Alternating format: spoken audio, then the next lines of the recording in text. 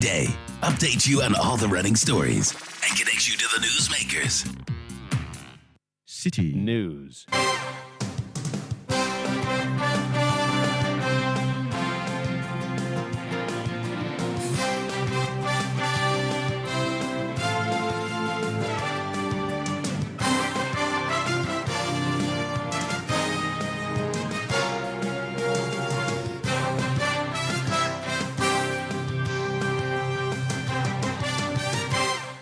It's midday. A very good afternoon to you and welcome to the Citi Prime News on 97.3 Citi FM. The news is live from our studios at number 11 Dr. Martin Loop in Adabraka, Accra. It's also live on all our partner stations across the 16 regions of the country and around the world. We are live on citynewsroom.com. My name is Hawa Idrisu Mustafa, and this afternoon I'm here with Charles Owusukumi. Coming up, government to begin implementing what it calls a comprehensive energy reform after the country's energy sector legacy debt hit 2 billion cedis. With legacy debt in the energy sector reaching about 2 billion as at the end of May 2023, the sector has been prioritized for comprehensive reforms. It is expected that structural reforms in the sector should reduce the shortfall. Also coming up, New Patriotic Party flag bearer hopeful Dr. Kunedu Apreku turned away by the party's election committee for presenting an incomplete document. Meanwhile, another flag bearer hopeful and former Agric Minister Dr. Owusu Yakoto says he's unfazed by the mammoth crowd that followed the vice president during his filing last week. Today marks a landmark in my journey to bear the flag of the New Patriotic Party, and with that, to lead this country into our future prosperity. Still ahead, President Akufo-Addo challenges African leaders to stop the over-reliance on foreign capital markets, describing the move as risky and costly. As we've learned over the past decades, relying on foreign capital is both risky and costly. It has resulted in huge financial leakages through the high cost of default-driven borrowing rates and interest payments, and undermine the growth of our financial institutions, domestic resource mobilization, and private sector development. And later, we'll bring you a report chronicling the first live show of this year's City TV's Voice Factory that judges say it is the season to look out for. I had a blown out night. I've not seen them after, so I don't know even what they went through, but the machine they went through to get here, I think that machine really did a great work. All that and more on Citi Prime News, which is live on all our partner stations across the country. Western region, we're live on Agent Power 100.7 in Takwa, Beach FM 105.5 in Takrade, Bono region, Greener FM 95.9 in Sunyain, Ashanti region, Focus FM 94.3 on KNUST campus in Kumasi, Orange FM 107.9 also in Kumasi. Volta region, we are live on Revival FM 99.3 in Tajo, VOV Radio 95.7 in Hohoi. Northern region, this is Radio Bimbela 91.9 in Bimbela. Upper East, Quality FM 88.3 in Garu. Upper West, we are live on Tunsong FM 97.3 in Wa and Jurapa FM 96.1 in Jurapa. Citi Prime News at 12 midday. Update you on all the running stories and connect you to the newsmakers. Grateful for choosing us. Now, government has revealed its intention to implement comprehensive energy reforms to prevent losses within the sector. This announcement comes as the sector accumulated debt has reached approximately $2 billion as of May 2023, with a projected shortfall of $5.9 billion between 2023 and 2025. To address this issue, the government plans to execute energy sector reforms through the implementation of an energy sector recovery plan. These reforms aim to reduce the projected shortfall by at least $2.95 billion. The plan includes the establishment of a framework to facilitate interutility settlement and the provision of energy sector subsidies, among other measures. Finance Minister Ken Ofori-Atta provided details of these reforms at a news conference yesterday. It is important to stress that this structural reform agenda is consistent with government's own public financial management strategy to transition from central government to general government operations. This shift is critical as it facilitates clear oversight over key state institutions, that's MMDAs, SOEs, especially Cocoa Board and ECG, and others in the energy sector, and other quasi-state institutions whose operations have significant indirect fiscal impact on our economy. To put it in perspective, about 25% of our assessed debt burden emanates from non-central government operations, mainly from SOEs. Our ability to institute better governance standards of these institutions to address their liabilities and promote their growth will be significantly improved, especially in this period of collective reform. Critically, we must all remain committed to the agreed wide-ranging and strong structural reforms designed to address structural weaknesses and build resilience in key areas, including tax policy and tax administration, expenditure control and arrears clearance, financial stability, financial sector plans, review of statutory funds, governance and corruption, debt management, fiscal credibility, and energy sector and cocoa sector SOE reform. With legacy debt in the energy sector reaching about $2 billion as at the end of May 2023, and an estimated shortfall of $5.9 billion between 2023 and 2025 due to the current conditions of SOEs and IPPs in the value chain in the sector. The sector has been prioritized for comprehensive reforms. It is expected that structural reforms in the sector should reduce the shortfall by at least $2.95 billion over the period. These reforms, which are aimed at sustainably reducing losses in the energy sector, will be outlined in the updated Energy Sector Recovery Plan, ESRP, which will be approved by Cabinet by end June 2023. It will be accompanied by, amongst others, the operationalization of a framework to guide the granting of energy sector subsidies by end June 2023, implementation of an inter-utility debt settlement framework on a quarterly basis starting from June 2023, and implementation of a mechanism to enforce the guidelines of the cash waterfall mechanism and natural gas clearinghouse by end June 2023. That was the Finance Minister, Ken Ofori-Atta. Still in the energy sector, the Northern Electricity Distribution Company, NEDCO, has deemed the first phase of its revenue mobilization exercise a success despite falling short of the targeted 500 million cedis. The exercise involved disconnecting some institutions from the national grid due to outstanding debt. NEDCO's management has stated that they are engaged in discussions with debtors, primarily government institutions, to establish settlement plans for clearing all arrears. The company is now moving forward with the second phase of its debt recovery efforts. According to Osmani Aludiba Ayuba, the managing director of NEDCO, close to 60 million cedis was recovered during the first phase. He further mentioned that the target for the second phase is set at 100 million cedis. In the first phase, we targeted to take an amount of about 500 million Ghana cedis.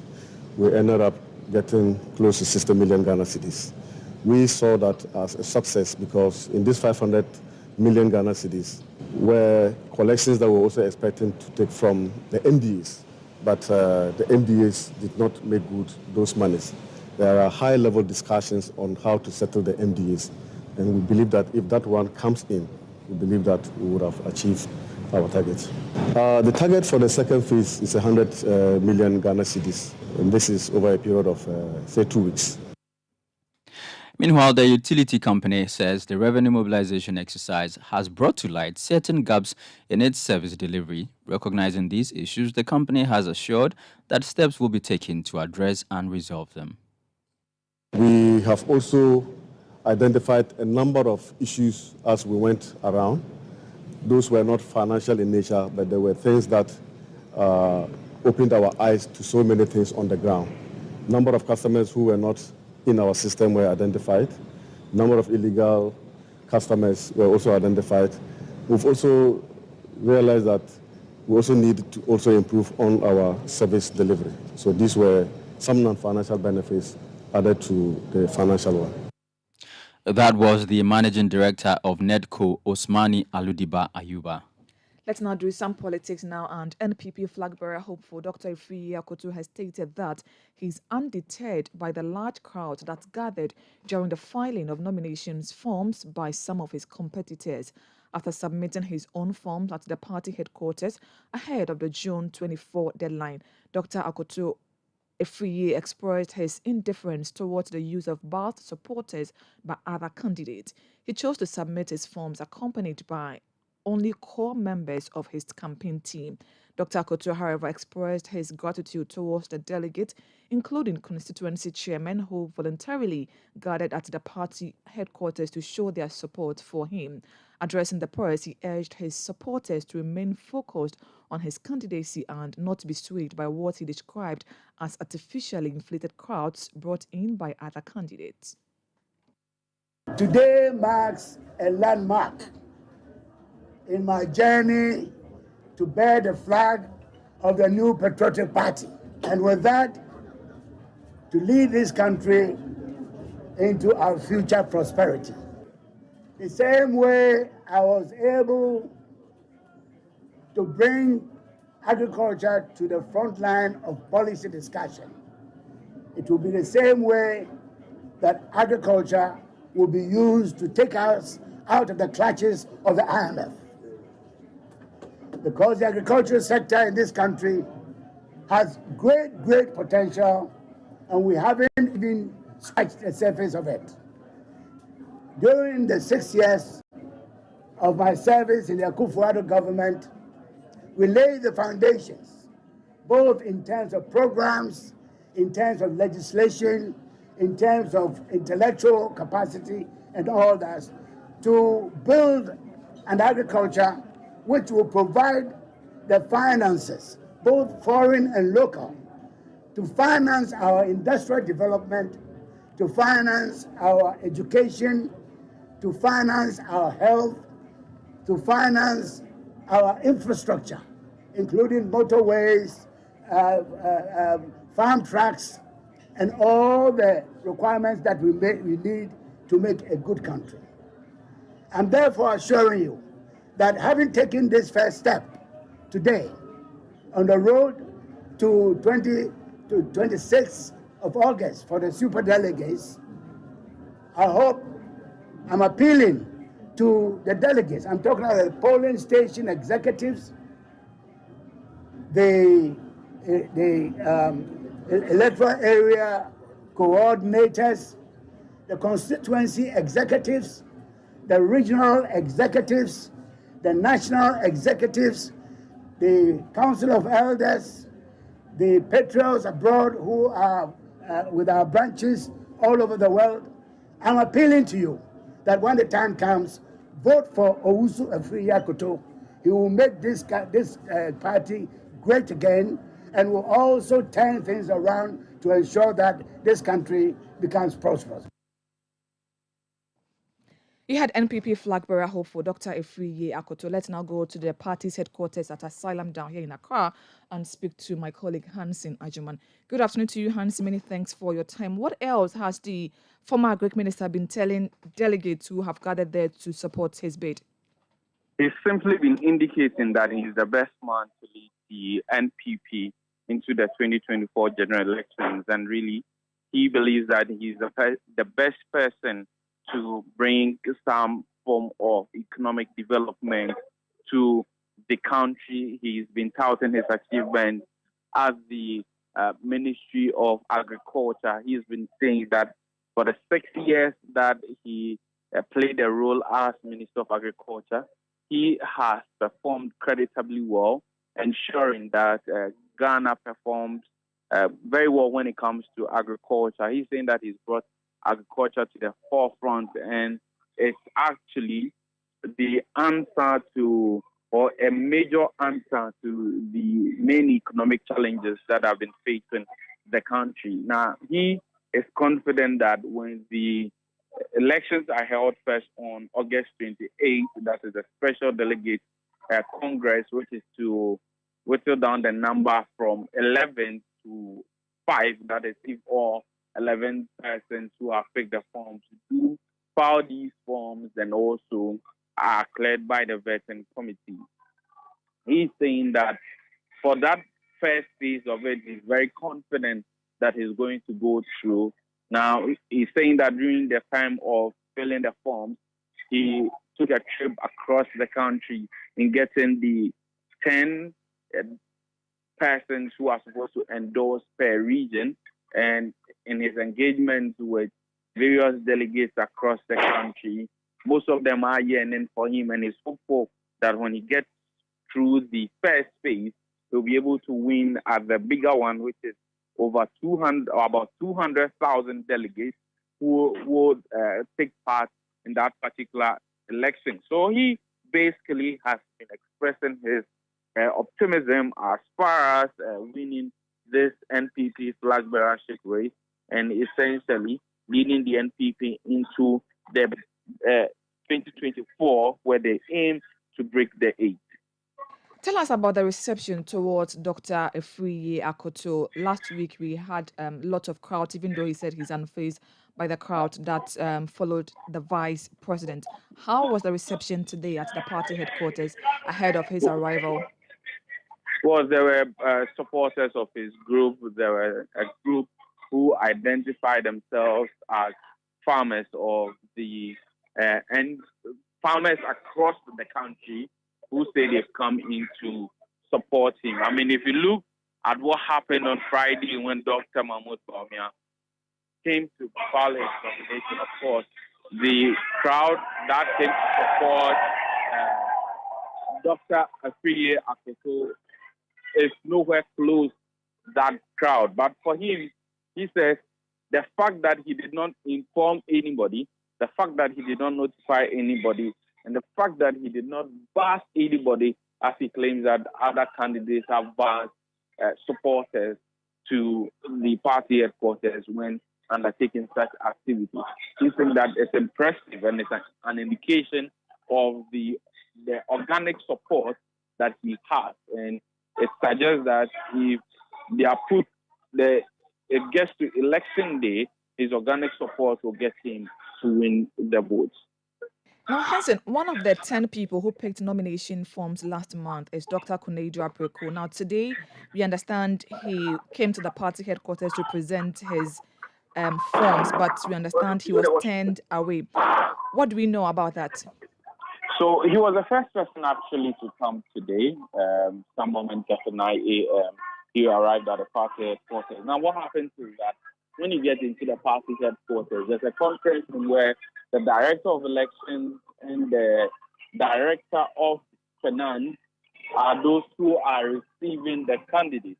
What they do is that on face value, they go through your documents to make sure that everything that is expected to be filled has been filled. Now, when they look through Dr. Kofi Kunedu Apreko's form, they found out that certain documents were absent and there were some anomalies with some of the documents that he has presented.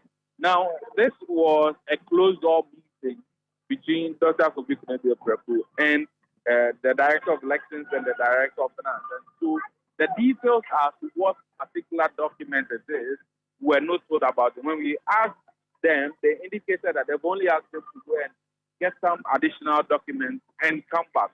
And they've told us that any moment from now to when nominations are closed, when he makes himself available, the forms will be duly accepted when fully filled. And so that is what we get from the party headquarters.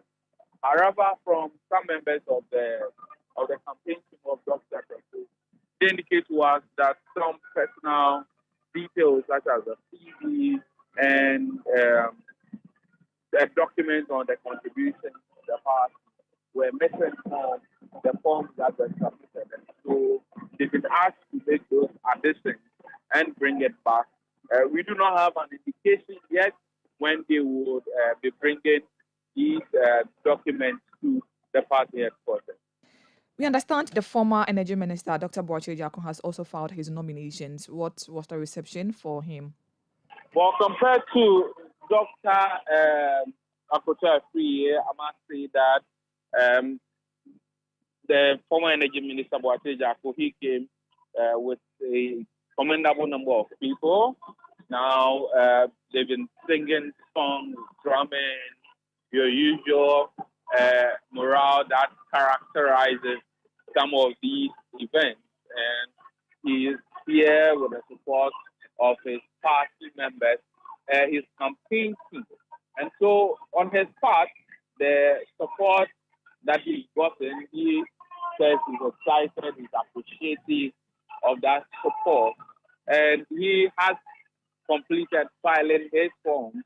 In the process of filing his form, a constitution was handed over to him where he was urged to make sure that we go according to the rules of engagement as far as election is concerned. He expressed appreciation for that, acknowledged that portion that has been given to him. But he, however, urged and advised the party leadership and the committee that is supervising the election to make sure that they crack the whip when it comes to persons who flout the rules of engagement. According to him, there have been a number of camps or candidates who either have gone against the rules or their members have gone against the rules, but nobody has been sanctioned. And he's saying that that sort of playing the fence which the party leadership is doing will not result in a free and fair election and a peaceful election if that is what they want. What he's saying that once the line has been drawn on the do's and don'ts of the election, they need to make sure that persons who go contrary to the rules are held accountable. And in doing so, it will help to be able to keep the election process in order and to make sure that nobody is treated unfairly. Now, briefly before you go, which other persons are we expecting to file their nominations ahead of this weekend's deadline? Well, as of now, we are yet to get any indication of any other candidate who will be reporting to the party headquarters to submit his nomination form. But mind you that the deadline for submission of nominations will end on June 24, which will be the end of this week. And so this week promises to be a busy one here at the NPP headquarters because 11 persons picked the forms. And so far, we can, from our observations, 3 of them who have submitted. And so between now to close of day, any of them could come. Again, it is not a scheduled one. What happens is that when you're ready to come, you just notify the office of the party headquarters and they make arrangements for you. And so at any point in time, any of the other 8 aspirants who have picked their forms may take a decision to pass by the party headquarters to submit their forms. Most grateful for your time. That was my colleague Hansen Ajuma reporting live from the NPP headquarters here in Accra, where 3 persons have filed their nominations forms to contest the party's flag bearership election slated for November this year. Charles will bring us a story from the NDC. Yes, the flag bearer of the National Democratic Congress, John Dramani Mahama, has taken a swipe at the High Court over its decision to hear the trial case against James Jachikwesin Daly. The High Court ruled for the perjury and forgery trial against the former Member of Parliament for Asin North, James Jachikwesin, to be heard every day beginning June 21, 2023. The court turned down a prayer by Kwesin's lawyers who sought to have the trial continued after the Asin North by-election slated for June 27, 2023, in which he is a candidate. The Attorney General, Godfred Yeboah-Dame, argued that considering the charges leveled against Kwesin, he could be convicted and jailed if found guilty, hence the need for an expeditious trial. But the ruling, according to John Mahama, is absurd. Money, you dimunti, it was said, yes, share a battle cratanoso. Me and share soroho, a seaho, near toso miensa, na yenfa yensa intimho. Because of the hatred for Jachikwesin, they have taken him to court and they are saying that they are going to jail him. Now the court is saying that he should come to court every day. Not even criminals who have committed murder are treated this way. Murderers are not told to come to court every day for their cases to be heard. Namwan's case has been in court for almost 3 years. This case is not even heard on a daily basis. One case numpo yen friend de bia nti echi kwesi oyemode wakum nipa we obisika eti yese omo pempo a omo mpe empa ensi court ho. What has Jattikwesin done to you? Has he killed someone? Has he stolen someone's money? They can get him a mat at the court for him to sleep there. Even if he is not present on the day of the by-election, he will still win. I say no, yeah, the better ho. John Dramani Mahama is flag bearer of the NDC. This is still the Citi Prime News on 97.3 Citi FM with me, Hawa Idrisu Mustafa, here with Charles Owusu Kume. Still to come, President Akufo-Addo challenges African leaders to stop their over-reliance on foreign capital markets, describing the move as risky and costly. We have details of that, plus other stories coming up shortly. Please don't go away. Citi Prime News at 12 midday. Update you on all the running stories and connect you to the newsmakers. Grateful for your time. Now, President Akufo-Addo says the over-reliance of African countries on the foreign capital market is risky for the growth of the continent. He explains that it does not give the continent the robustness needed for economic growth. Delivering the keynote address at the 30th Annual General Meeting of the African Exim Bank in Accra, President Akufo-Addo challenged his colleague African leaders to build a prosperous Africa. In the past, we have created highly promising financial institutions just to abandon them before they could even stand on their own, let alone grow into global financial institutions. The reality is that unless we have strong financial institutions, we are not going to develop. As we've learned over the past decades, relying on foreign capital is both risky and costly. It has resulted in huge financial leakages through the high cost of default-driven borrowing rates and interest payments, and undermined the growth of our financial institutions, domestic resource mobilization, and private sector development through cost of funds. The ownership of our financial institutions should be strengthened over time to enhance continuously their development and relevance. Two interventions are important to strengthen the development impact and financial wherewithal of our development financial institutions. They are capital and effective coordination with the African Union. Regarding the first set of intervention, capital, I want to reiterate that despite consistent efforts made by many African governments, including during extremely difficult macroeconomic and global operating environments, our development finance institutions remain highly undercapitalized. Just to provide an illustration, an order of magnitude, the Japan Bank for International Cooperation has a share capital of some 19 billion United States dollars. China Exim has a capital of 54 billion United States dollars. You heard President Akufo-Addo.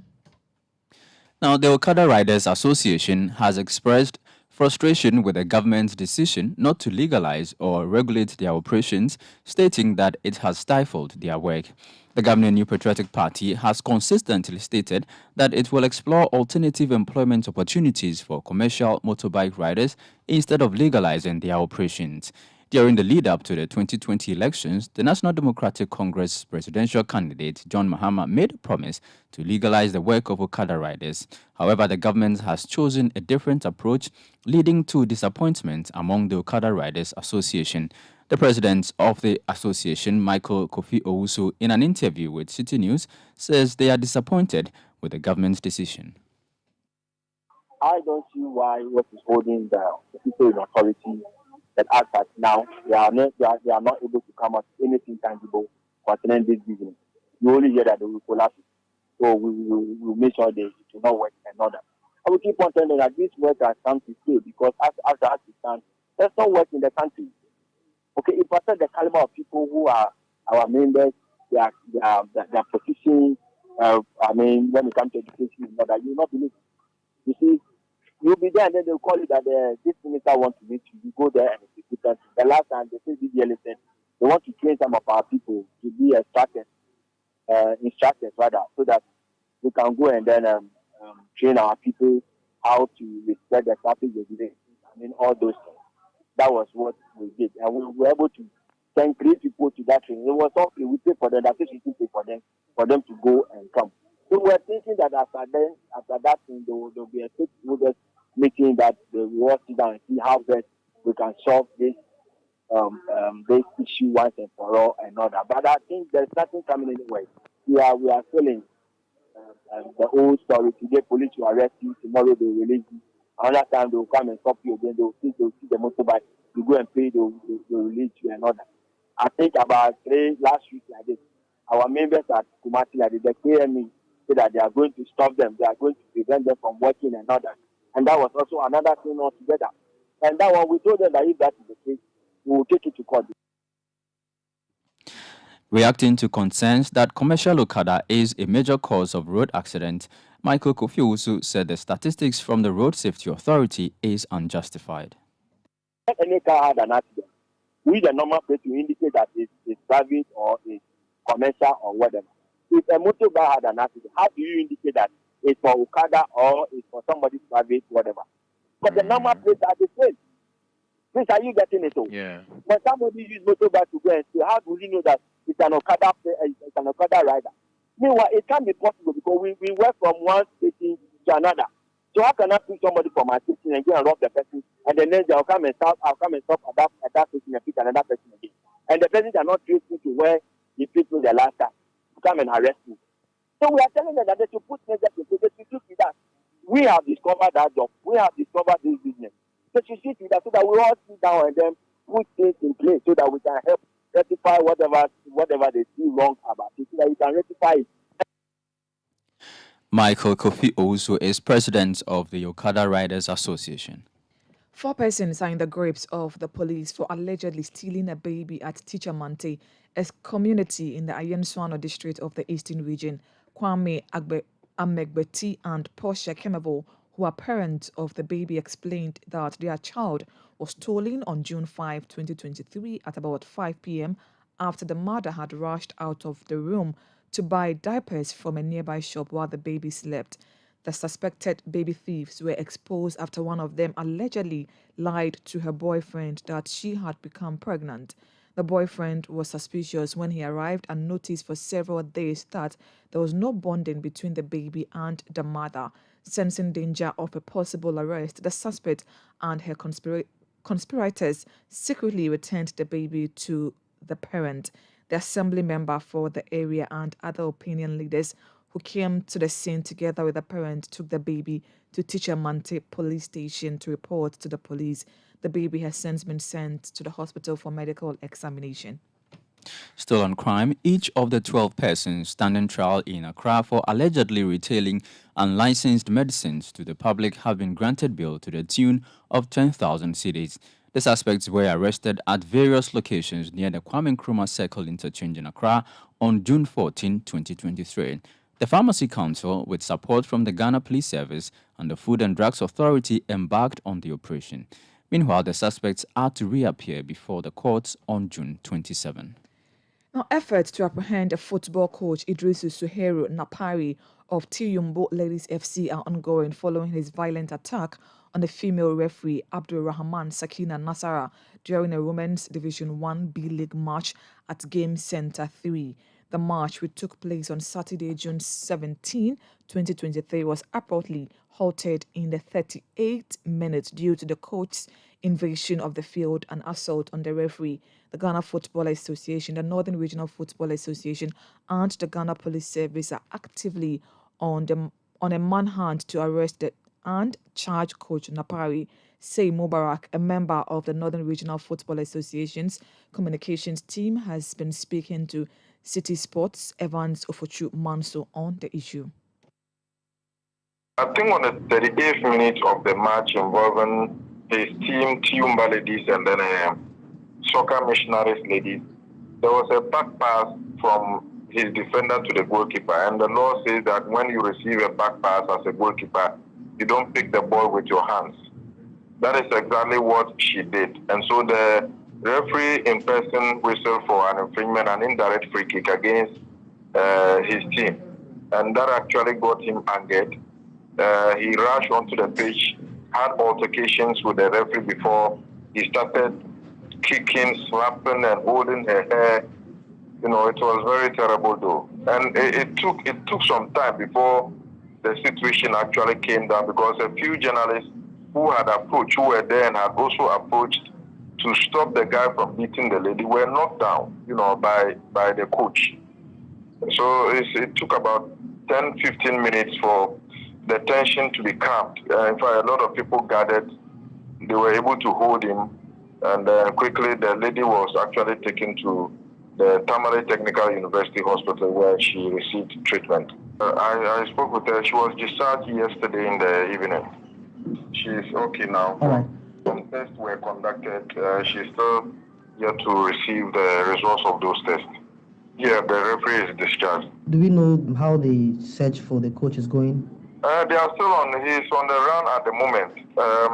What I'm told is that the SWAT team of the Ghana Police Service in Tamale have been conducting a search, and the release by the FA also is helping and matters a lot, because it's like almost all stakeholders in the game in town are also making calls to see if they can find him. The fact is that it is not the first time this guy has been doing this.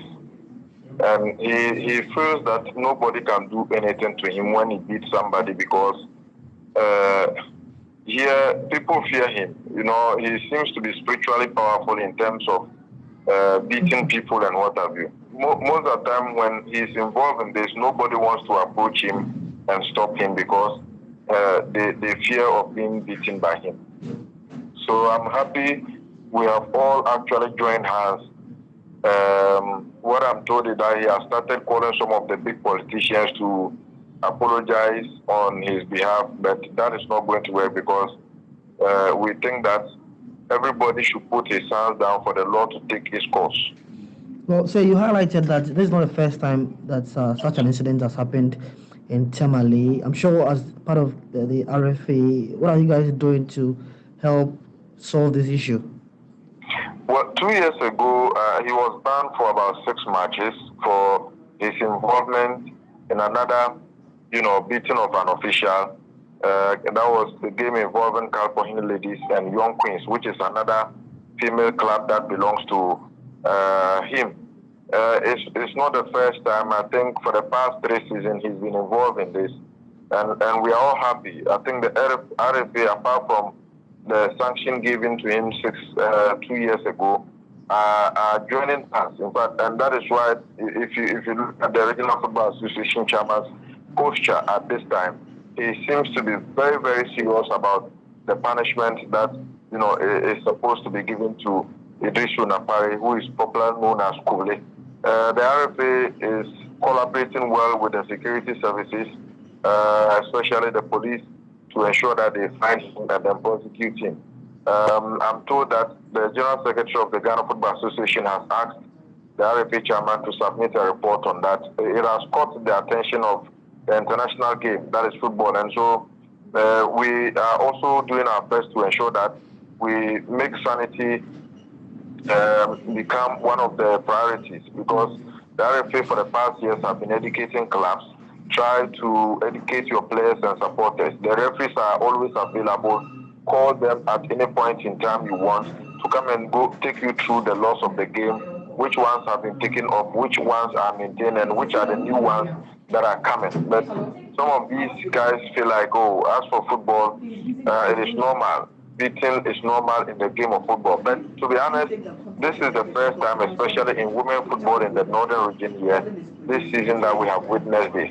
We're thinking that clamping down the issue of hooliganism and beating officials and referees in the game was actually going to minimize not until this incident happened. So it has really brought a lot of attention, and that is why the RFA is taking every serious and every step to ensure that this guy is arrested and prosecuted. Say Mubarak is a member of the Northern Regional Football Association's communications team in that interview with Citi Sports Evans Ofuchu Manso. This is still the Citi Prime News on 97.3 Citi FM. We are live from our studios at number 11, Dr. Morton Loop in Ajabraka, Accra. Still to come, we'll bring you a report chronicling the first live show of this year's Citi TV's Voice Factory. The judges say it is the season to look out for. Please stay with us. Citi Prime News at 12 midday. Update you on all the running stories and connects you to the newsmakers. A mother is a priceless gift. A mother makes sure her children never go hungry and are well satisfied with the best of meals made with love. And like a mother, Hallmark Cafe sees to the well-being of her clients by providing them with an amazing variety of both local and continental dishes made with love, and making sure our clients leave with a beautiful smile on their faces. We're open from Monday to Sunday between the hours of 6 a.m. to 11 p.m. For walk-ins, dine-ins, and delivery, visit or call our Bilingwe branch on 0557 875 909 or 0302 790 426. And for delivery and takeaway only, call our La Paz branch on 0509 814 409. We also provide catering services for both corporate, private, and public gatherings. Hallmark Cafe. Delight in every sip and bite. Out of over 10 million Ghanaians employed, only 1.9 million are actively contributing to SNIT. For most people, their retirement plan is either their children or savings. What if your child is unable to care for you? Long life depletes your savings, or you suffer permanent disability. Financial support from loved ones in your old age is a blessing, but you should not rely solely on them. Whether you're a fashion designer, an online entrepreneur, a lawyer, or a business owner, today, life is good, but tomorrow may be different. Register with SNIT and sign up for SEED for old age pension, invalidity pension, and survivor's lump sum benefit for your nominated dependents. Take control of your future. Ayawudacho, for no pest now. Dial *711*9# to pay your contributions. Contact SNIT on 0302 611 622 or on socials at SNIT Ghana. SNIT, we deliver on our promise. T's and C's apply. SSNIT. Citi Prime News at 12 midday. Update you on all the running stories and connects you to the newsmakers.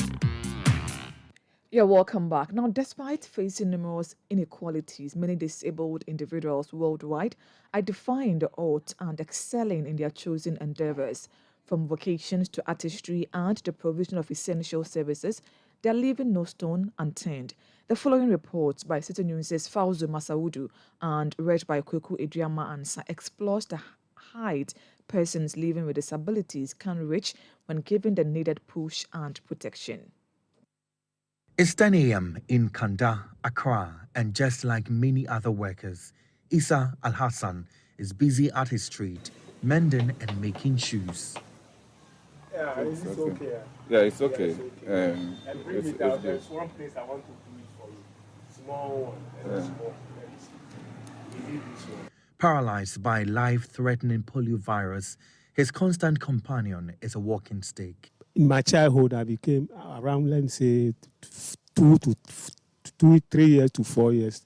I became paralyzed because the polio. It's polio that, make me become disability.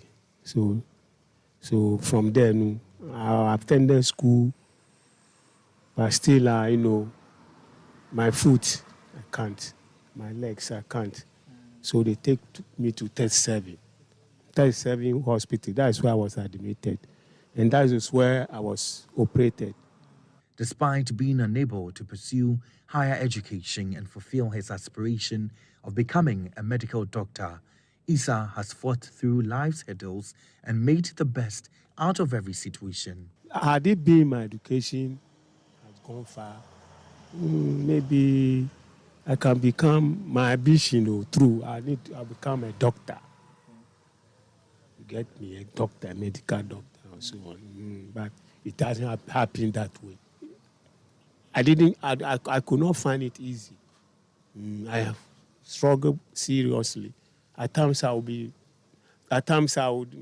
discourage. But at times I say no. Keep pushing. So from keep pushing, I get container. From keep pushing, I get this machine. I get the other one to in. So now it remains me now, to get some money to support him, so that I can acquire more materials and some tools that I need, so that the business can go on. The journey of survival as a person living with disability has not been easy.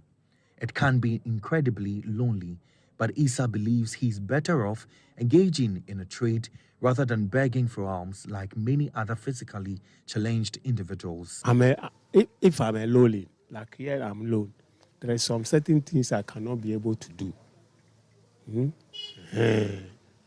Right now, my problem now is I don't have a wife. I don't have a child. That's my problem. If I sleep, I think of it. And I'm praying God that God one day. There are a lot of people who are disabled and they're on the streets begging.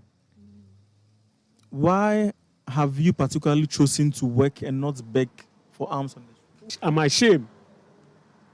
I'm ashamed. Like going about or going on the traffic begging. Oh, no, I can't. So I decided to manage this way.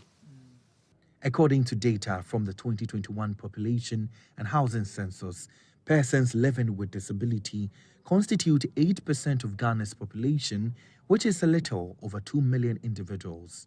Despite the existence of the Disability Act and other policies to protect their rights, many still face societal discrimination and economic disparities. Joseph Achu Homadzi, the president of the Ghana Federation of Disability Organization, advocates for the rights of persons living with disability. We appreciate all these laws and the policies and all that, but we haven't gone any far. We haven't gone any far at all. Our people are still suffering and lowering the poverty, even though there are some few measures and attempts by the governments, various governments, or for that matter, the states. But there's more room for improvement. Our people are really, really suffering out there. For example, the disability law. It has been in the system for more than 10 years. But you look at its implementation, very poor. Many people are not adhering to it. So it's all about implementation. The current economic situation in Ghana has worsened the plight of most persons in the disability spectrum. Meeting basic needs from meager incomes like Issa Al-Hassan is a challenging task, and the story of approximately 500 persons living with disability who lost their source of livelihood following the cessation of road toll collection is even more heart-wrenching. Just recently, this very government came up with a laudable idea when they actually reserved the place for the two booths for persons with disability to man. You remember it came up that, okay, we are stopping it all together. And nobody cared what happened to persons with disability who were manning the two booths. Up to today, they are fit. Nobody knows. And nobody's telling them anything. In 2019, the United Nations released a report titled the UN Disability and Development Report, which aims to realize the Sustainable Development Goals, SDGs, by, for, and with persons with disabilities. The report reviews data, policies, identifies best practices, and recommends actions to promote the realization of the SDGs for persons with disabilities. These global efforts highlight the need to prioritize persons living with disability in our national economic empowerment agenda. While Issa and many others may not be as fortunate as individuals who have regained mobility through groundbreaking technologies or gained fame on international stages, they have a dream of helping persons like them reach their maximum potentials. One of my friends is at, what they call it, Mamprobi, also a disabled, by using one crutches. He's using one crutches. Oh, through my advice, small, he went into shoemaking with someone, into partner with someone. He became a master now. But sometimes he used to crawl on the floor. And still he's managing himself with this, the same work. See, so those, if I can, like if my work in my business had expand, I can help some of them. Persons living with disability, like all of us, have what it takes to shine. All they need is a little push, and they will make the world go round. Disability, indeed, is not inability. For Citi News, Fauzu Masaudu. Now, the judges for the Voice Factory Season 5 have expressed their excitement over the high level of competition in this year's edition. Following the first live show of the musical contest, all 11 contestants delivered outstanding performances, leaving the judges impressed, with each contestant aiming to claim the ultimate title and the cash prize of 20,000 cedis. The competition is expected to be fierce. Here's a wrap of Saturday's performances of the Voice Factory Season 5 by Citi News' Kweku Ediamansa. Knowing what is at stake, the contestants came on the show with a mentality to prove their qualification into the competition. The 11 contestants for the first live show were to perform any favorite rhythms and blues R&B song. Performing How Deep Is Your Love by PJ Morton, Jerry L. mesmerized the judges and audience with his melodious voice. How deep is your love? Is your love? How deep is your love? I really need to learn, 'cause we're living in the world of fools, breaking us down when they all should let us leave. We belong to you and me. It's your love, how deep is your love? I really need to learn. Oh. Contestants Seyram, Ernest, Titi, and Manuel respectively showcased what they have up their sleeve. 2 hours, you got more than 20/20, babe. 8 o'clock, the way you see through me. You know me better than I do. Can't seem to keep nothing from you. How you touch my soul from the outside. Pay me and my ego, my pride. I wanna love me the way that you love me. You fall out of my pretty and out of my ugly too. I love to see you from the point of view. 4, beat the steps 1 through 3 and 5. Make you fall in love with me. If ever I believe my work is done, then I'll start say farewell to the dark of night. I see the coming of the sun. I feel like a little child whose life has just begun. And where can love take us now? We've been so far down. We can still touch the sky if we go out. Still we can walk again. Don't run until we're strong enough to jump. Don't fly until there is no end. So let's crawl, crawl, crawl back. And I swear by the moon and the stars in the skies, I'll be there. I swear, like a shadow just by your side, I'll be there. Another batch of performances from CLB, Cleos, Princess and AJ Wilson clearly showed how keenly contested this year's edition of The Voice Factory will be. You may have got your heart broken a few times. times in the past never last strong as it used to. It don't feel as good as it used to before. And all the things she used to say, things she used to do, blew right out the door. Ooh, no more will you be the one. That's what you tell everyone around you. But you know they've heard it all before. What more can you say when love won't let you walk away and you can't help who we love? Keep me strong, keep me running back to you. For our love, make love to me. Hey, say baby girl, you know you're mine. My sexy love, the things you do. I get like this every time. Oh, these days I feel like you and me. Heartbreak anniversary. And I remember every time. Oh, these days I feel like you and me.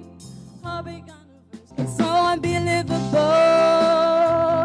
And the door when I let it go.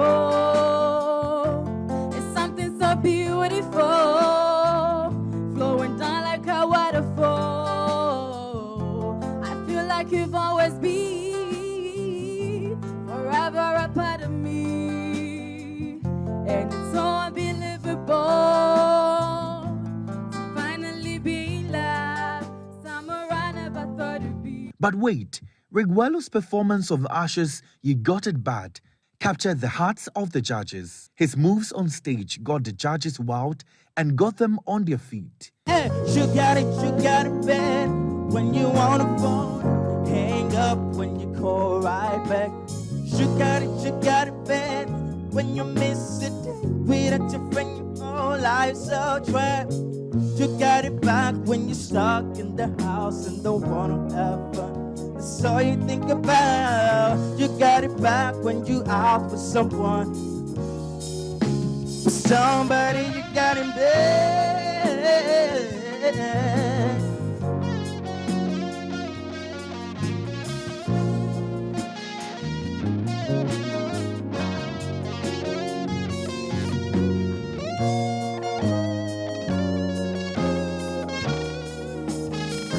Rigwelo was shown the golden microphone, which symbolizes the outstanding performance of the night. Thinking of feeling is we're giving him this.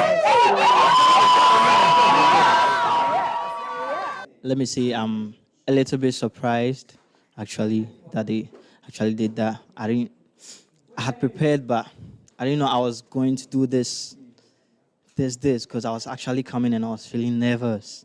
Yeah, but then Soon after came Bella, who performed When I See You by Fantasia Moreno. Her energetic showpiece could not go unnoticed. The judges, in reaction, brandished their wild cards. Never knew that you might walk by, so I got it right on time when I see you. When I see you, something always taking over me. Yeah.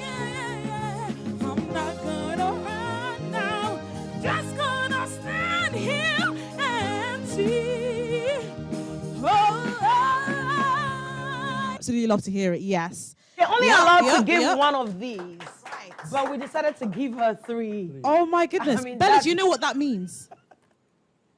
It means you gave a good performance. A really good performance, yeah. At the end of the night, the judges were impressed with what they saw and were hopeful of a better future.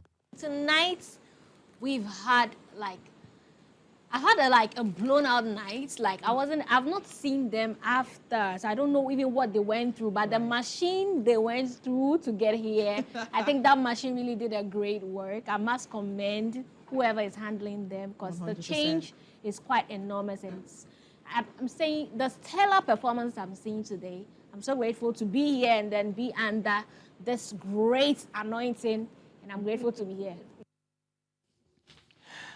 That was a report by City News' Kweku Ediamansa on Saturday's live performance of the Voice Factory Season 5.